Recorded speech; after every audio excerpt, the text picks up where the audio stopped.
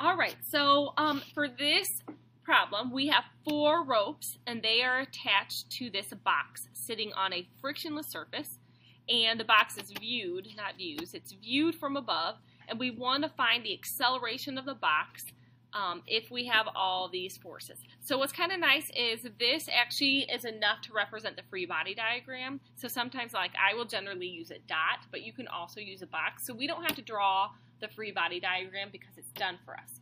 All right.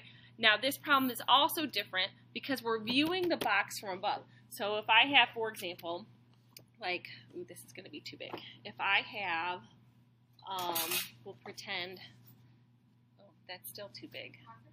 I feel like I just need something that's small. Small. All right, so if I have, this is my box. There we go. There we go. All right, so this is my box. I actually have a whole bunch of directions happening because I have north, I have south, right? And I have east and west, right? But notice this box is sitting on the surface, yes? So I also have the up and down, the normal force and the gravitational force, all right? So what's going to happen here in this problem, it's not like extremely well written, but what we're going to end up doing is actually ignoring the normal force and the gravitational force. So we're not going to talk about that in terms of trying to find our resultant vector because we're going to be just looking, in this case, the y direction and the x direction, and since it's frictionless, we don't have to worry about any other forces working here, okay? So we know we are going to assume, right, that Fn equals Fg, so we are going to ignore that direction. Okay, so this is almost, we're talking about 2 dimensions, but the normal force and the gravitational force would actually make a 3rd dimension, and we're going to ignore that. Okay, so all we're looking at here is this up and down and left and right motion. Okay, so we're going to be on a frictionless surface. We have our free body diagram. So what we're going to do next is we are going to draw the, we're going to draw this to scale here, and then we're going to add a picture of our resultant vector, okay? So for my force number 1, I'm going to go ahead and let a centimeter equal 10 newtons. So if I start here, I have 10 up. And then F3 is down, that's 7.5. And then left and right, I have 30 to the right. So that's going to be 10, 20, 30. And then to the left, I have 17. So 15, 16, 17. Okay, so this one, okay, so this is my force 1 equal to 10 newtons. This is force 3 equal to 7.5 newtons. This is force 4, which equals 17 newtons.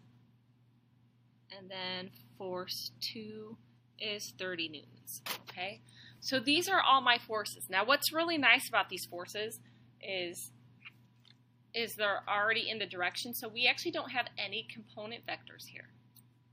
Okay, so all we have to do then is find the sum of our forces. So we want to take a look at the sum of the forces in the x direction first. Okay, now which way are we going to assign as a positive x and the positive y? Yeah, I would say east, we're going to make positive x, and we'll make north the positive y. Okay, so with that said, I'm going to go ahead and start with my eastward forces. So I have 30 newtons minus 17 newtons. And what does that equal to? What is it? 13? You know I don't judge, that's me. All right, then we have the sum of the y forces. Which one are we going to start with for y? if upward is positive, we want to start with the 10. So 10 newtons, and then all the downward forces are going to be negative, so minus 7.5 newtons. And that's going to be 2.5 newtons. All right, so here's what happened, you guys. We just got the sum of the x direction forces. We got the sum of the y direction forces. So what I'm trying to figure out is in what direction is my box going to be moving, right? So what's happening is it feels a force in the y direction of 2.5. It feels a force in the x direction of 13. So we want to know what way it's going to move and the net force it's going to feel that's going to cause it to accelerate. So let's take a look at a graph here of the net forces in the x direction. That's going to be 13 newtons in the x direction. All right, so I'm drawing now the components of the net force. So I have 13.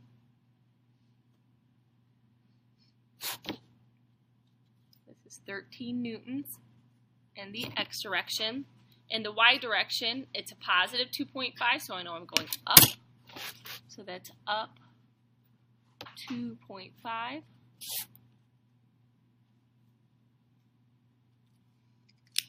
So my resultant vector, so the force vector that the box is going to feel is just from these two here.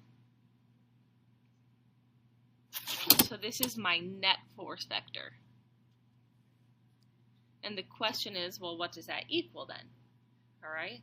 So notice again, just like in the projectile unit, when we have our two vectors, right, we can find the resultant vector by doing the Pythagorean theorem. So my net force vector is just going to be the square root of 13 newtons squared plus 2.5 newtons squared. So my net force ends up equaling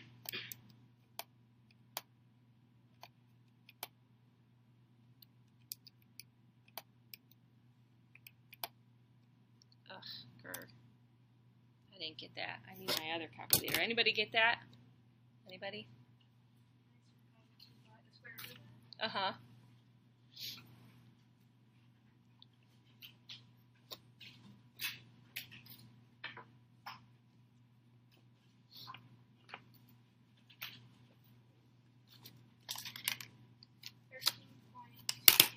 Perfect. All right. 13.24 newtons. All right, so this is at 13.24 newtons. And what this means is this box, right, is feeling a force that's going to accelerate it in this direction. And the force it's feeling moving in that direction is 13.24. Now, mind you, this box has 4 ropes pulling on it, okay?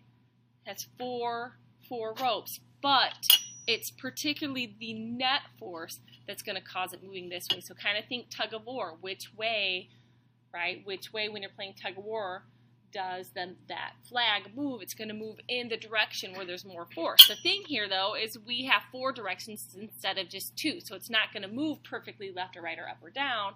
It's moving here. So the next thing we need to find then is this angle here. Okay? Now we have the triangle, and we're looking always for the angle with the x-axis.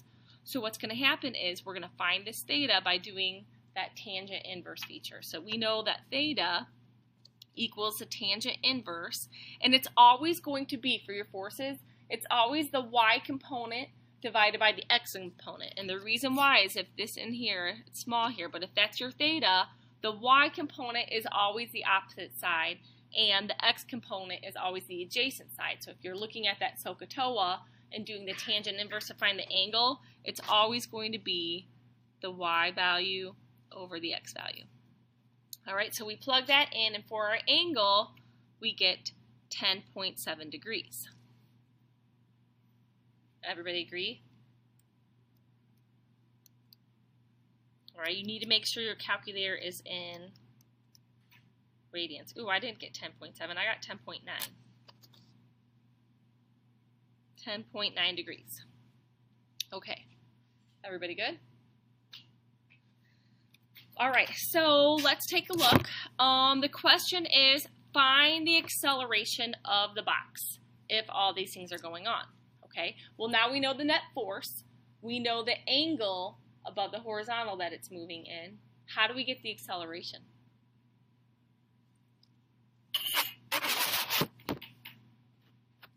We know that net force equals, you bet, Newton's second law.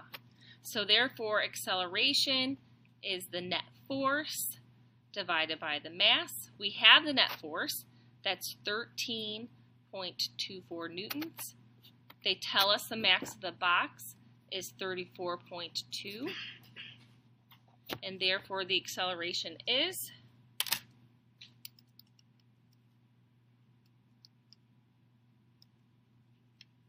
0.39 meters per second squared. But we have to be careful here because acceleration is also a vector. All right, so it is accelerating, but we want to know the direction as well. So what's going to happen is our final answer is going to be the box is accelerating at 0.39 meters per second squared at 10.9 degrees, but what do we have to add to that 10.9 degrees? The direction, which is going to be north of east. So remember, we're going east and we're going north of that. So north of east. Okay? So the next thing I want to remind you guys here is that we have this 10.9 degrees north of east, but it's like, wait a second, that was the net force vector, not the acceleration vector. But what you need to remember is that force and acceleration are always in the same direction. Okay, so your net force and your acceleration, they always have to be in the same direction.